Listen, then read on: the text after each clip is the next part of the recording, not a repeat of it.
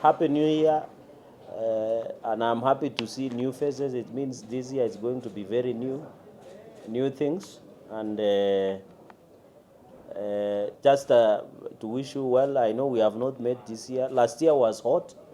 I want to assure you this year will be the hottest. The grinding will go on as planned.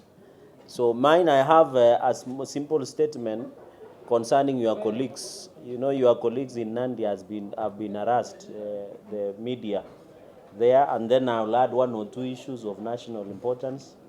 And then we close at that, because I also take cognizant that you need to follow the debates in the plenary session of both houses. And especially that NADCO report is coming at 2:30. The motion on NADCO report is coming up at 2:30, among other, and also in the Law House of the National Assembly. So is the statement on the harassment, blackmail, intimidation, and attacks of journalists in Nandi County and across so many counties. This comes in the backdrop, of course, of a number of journalists who have been either harassed or intimidated or blackmailed. And I know as members of the fourth estate, it should concern you, because I'm told you can work in any part of this country. In the recent past, we have witnessed rising cases of harassment and attacks of journalists, specifically Philip Kipsongok of Cherargei FM, where he was attacked by county enforcement agencies at Nandi Hills town last week while covering harassment of traders in the town. He lost a recorder in that scuffle and sustained minor injuries. This comes after the media in Nandi County covered a story of presence of rats in Kapsabet County Referral Hospital and the state of health.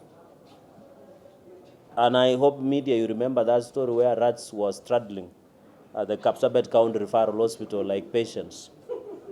These are guerrilla attacks of Mr. Sang that are meant to twist, intimidate, and blackmail the media in Nandi County and across the country from impartial, accurate, and reliable reporting on the poor state of affairs in Nandi County and avoiding reporting of such stories. The recent intimidation and attacks in Nandi sub-county by Mr. Sang's militia, who have turned from county investment into his militia, while covering malpractices in the county, has threatened to claw back the gains in the media freedom as enshrined in our Constitution 2010, Article 35 and 34. Noting an ongoing judicial process on this matter, we call upon the police in Nandi County, and specifically Nandi sub-county, to complete and do thorough investigations and ensure justice is served to the attacked journalists. We are aware that governor has been using proxies to intimidate and blackmail journalists, especially after the story came out on the state of health and the appearance before the Senate in County Public Investment Committee, or CPIC, last week. We also call upon the Media Council of Kenya and the Ministry of Interior to ensure journalists have a good working environment, free from Mr. Sang's mercenary imagination masquerading as county askaris. And also this comes at the backdrop of attack and killing and maiming of Meru blocker by the name Sniper. And you remember also in Wasingishu a few years ago, a journalist was attacked and he was killed. This is a tactic that has been employed by county governments and governors to try and cover negative stories that are being run against their governments. And also it undermines accountability and oversight, because the work of the media is very important for the oversight and accountability of resources. In fact, as we talk, it is safer as a media person or journalist to work in Gaza, where war is, than to work in Nandi County as a journalist, because you will never be assured of your security. Therefore, I'm calling the Ministry of Interior, National Coordination, my brother, Professor Kithure Kindiki, to stop this militia by Governor Sang, who continues to harass, intimidate, blackmail journalists at whims. And should any journalist be armed in Nandi County or any other part, he must be held personally liable and responsible.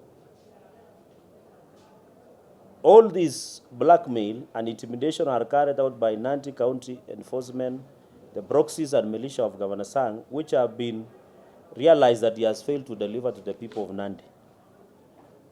While we know this, Mr. Sang is slowly and painfully running down Nandi County into oblivion of development, where he has even failed to eradicate rats in hospitals. Na mapanya, naomba tu mapanya wasihamie kaunti ya Nandi kwa sababu mapanya wanapatikana katika hospitali ya rufaa wakitembea kama wagonjwa. Na ameshindwa hata kuua mapanya na ile rat and rat. Sasa hata atuulizi atusaidie tu kuua mapanya, atuombe tena madawa ya hospitali kwa sababu kama ameshinda kuua mapanya, sasa dawa haitapatikana. Hata mabarabara hazipitiki na mambo ya basari tunaonea view sasa. And roads are impassable, lack of drugs in hospital, non-availability of bursaries, and mysterious disbursement and marginalized allocations of development and demoralized county staff. This comes at the background that despite the allocation of about 40 billion in the last 6 years, there is nothing to write home about. I know there are active investigations by EACC. I want to ask them to speedily conclude the flouting of procurement, among others, of medical insurance cover of 300 million, and also the dubious acquisition of a printer of 2.9 million that was acquired by individual officers that has compromised the procurement, among other variation of other projects like the Nandi County Creameries that had been estimated at 300 million, but now had been varied to 1 billion. If we had EACC, which was functional, the grand corruption that we continue to witness in our counties would not be there. And therefore, I think in future, as a country, we must have a conversation on whether we need to disband EACC and give powers to DCI and strengthen DCI on Economic Crimes Act. Because most of the corruption cases that are reported by counties are always active or in investigation.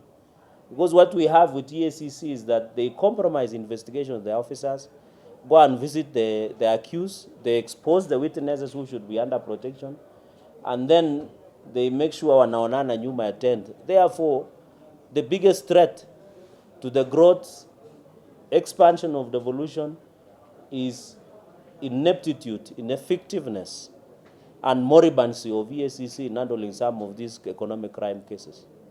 So going into the future, I know somebody might say it is a protected institution under the Constitution, but the Bible says we don't need to serve the law. It is the law to serve us. So we can review at any given time. Because which case have they concluded in prosecuting? They have never. Even anywhere in the devolution. So the biggest threats now in the growth and flourish of devolution in our counties are two things: corruption and intimidation and blackmail of media. And I know you have your colleagues across counties. Whenever your colleagues report what governors perceive as negative stories against them, they always go for them through either intimidation or blackmail and harassment, as we have seen in Nandi County. So nataka niulize wizara ya masuala ya ndani wahakikishie usalama waandishi wa habari kutoka kaunti ya Nandi, kwa sababu tunapoongea wengi wao wametishiwa maisha yao kwa kuandika story ya kwamba kuna panya walikuwa wanatembea hospitalini. Na hiyo ni kazi ya media. Na nataka niulize governor afanye kazi mzuri. Sidhani media itakataa kucover ye. If they do positive things, I don't think media will refuse. So as they are happy that media is covering good things, they should also be excited that media is covering negative, because it assists in oversight and prudent use of resources. So hiyo nataka nimuulize wizara ya usalama ya ndani, nataka niulize Media Council of Kenya wasaidie waandishi wa habari. Na tumeona, unajua, the reason we are coming out strongly to condemn these acts ya county ya Nandi na Governor Sang kutumia majambazi wake kuangaisha waandishi wa habari Tuliona kuna kijana aliuawa Meru kinyama hapa. We don't take it for granted. Tuliona kuna miaka iliyopita mwandishi wa habari na mnajua aliuawa pale Eldoret. So if we continue encouraging this, even your lives as media as a whole, even in Nairobi, will always be under threat.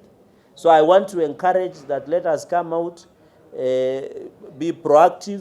Media is the only tool that our people will know what is happening, will assist us in transparency. Na ndio maana iliwekwa katiba katika article 34 and 35. So it must be protected at all costs so that going into the future